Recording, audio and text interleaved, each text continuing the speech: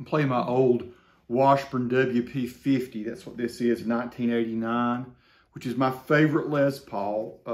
I have a Gibson, but I swear this one just sounds better. Feels more like a real Les Paul. I'm playing through my AC10. This is the neck pickup.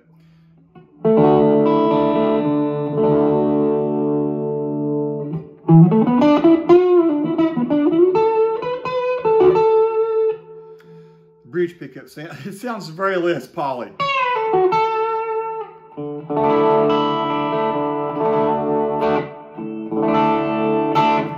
I mean, I think it beats my Les Paul that has the 57 humbuckers in it. The other one that I have is a studio.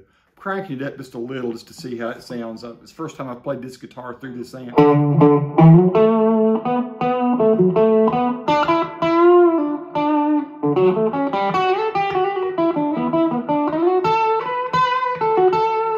I'm going to play this guitar in a band I've joined, and this is probably going to be my #1 Les Paul type guitar. We're going to be doing Thin Lizzy and stuff. I'm thinking like on the boys are back in town, I'll be playing this guitar.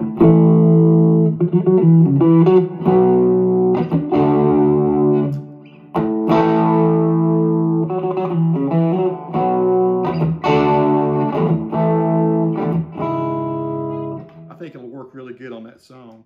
But what do I love about this guitar? Back in the day, I've done a video on this guitar before, but I don't know if I've ever really talked real specifically about it. Forgive me for the sound this morning. I'm just using my cell phone, which is probably 4.5, 5 feet away from me. I was looking for a Les Paul in a band I was playing in back in the late 80s. And I realized I needed that kind of thick sound on a number of songs. And I went into a guitar store. A guy named Greg Gardner used to have a great guitar store in Spruce Pine, North Carolina, down on Lower Street. And he had 4 or 5 Les Pauls in there, you know, that were ranging in price from at that time about $900 to $1,200. And maybe more than that, several of them. And then he showed me this one. He said, "This is $550. I want you to play it." So I'd already played a couple of the other Les Pauls. And I played this, and what it immediately felt like to me is it felt like one of the old Les Pauls that I'd played that one of my cousins had. It felt like more of a vintage Les Paul. It just had that, it's got kind of a thin neck.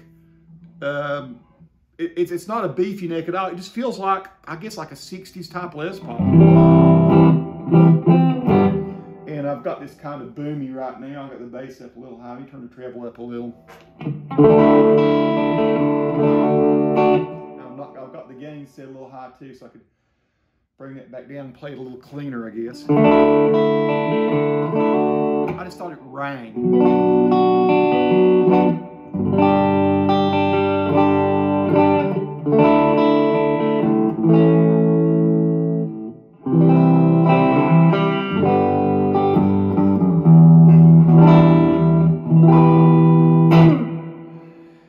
And when it came to playing leads and stuff, it was just like, it just was the kind of guitar that just totally sang. It played great, still does. At one point, I did break a knob off of it. It's crazy how that happened. I actually had it sitting on a stand, and I was playing kind of crazy on a strap. I stepped backward, and my heel caught on one of the knobs and broke the knob. I have since had that repaired from the guys at Morganton Music Patch in Morganton. Many thanks to Robert for fixing that. Again, it's the neck pickup. Here's the bridge.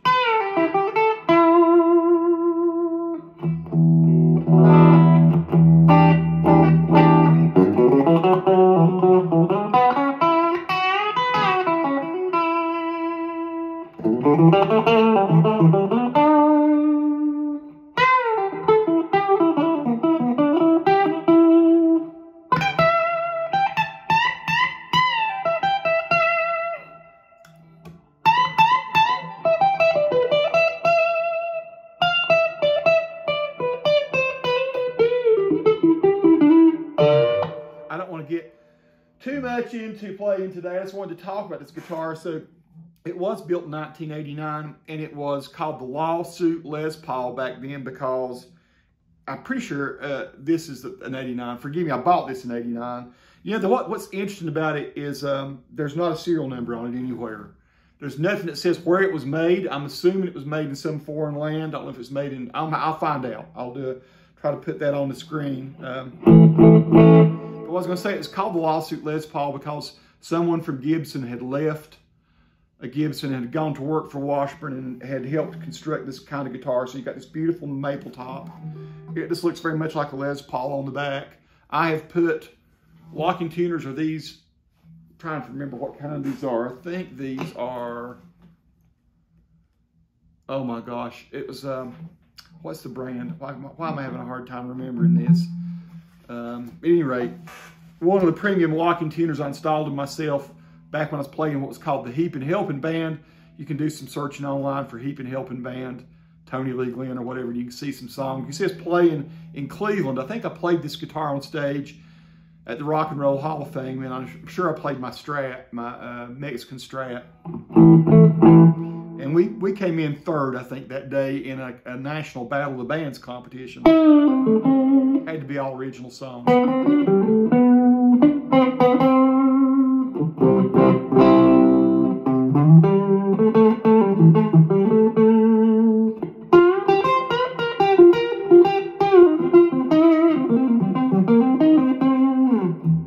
Hopefully you can tell from this Vox amp why I like playing this guitar.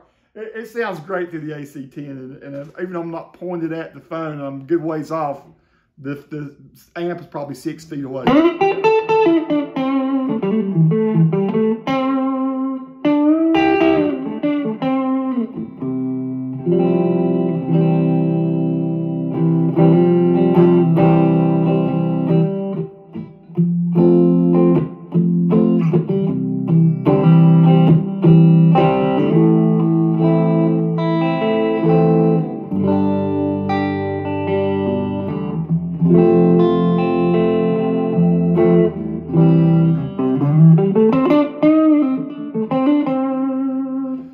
Back in the day, I used to play sort of Allman Brothers type stuff. We'd play the...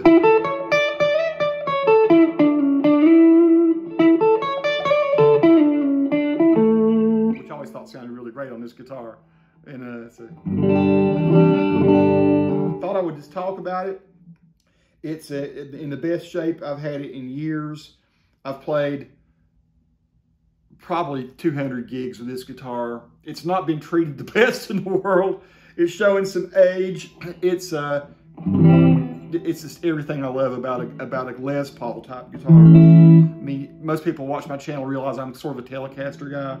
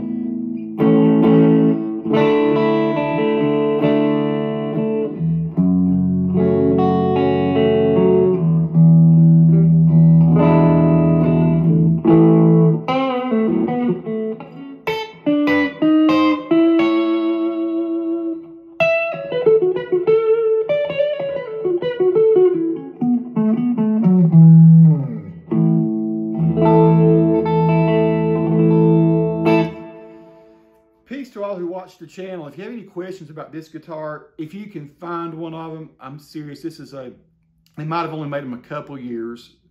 Washburn did get sued. Washburn did cease and desist and stop making a guitar that was so much like a Les Paul. And again, I will say this, the last thing I'll say is, what I think got them in more trouble than anything is they were making a Les Paul better than a Les Paul in the late 80s. Better than Gibson. whoever this guy was that left, I don't know the story. I'd love to talk to the people at Washburn and find out more about this guitar. If you know someone who works at Washburn Guitar and could maybe do an online chat or something with me, this is one I would love to know more about. Like I said, I don't even have a serial number on it anywhere. Just know when I bought it, know why I love it. You can hear how it sounds. Again, it's through a Vox AC10C1 today. It sounds great through any amp I play it through. Many thanks for watching, folks. Like I say, subscribe if you like.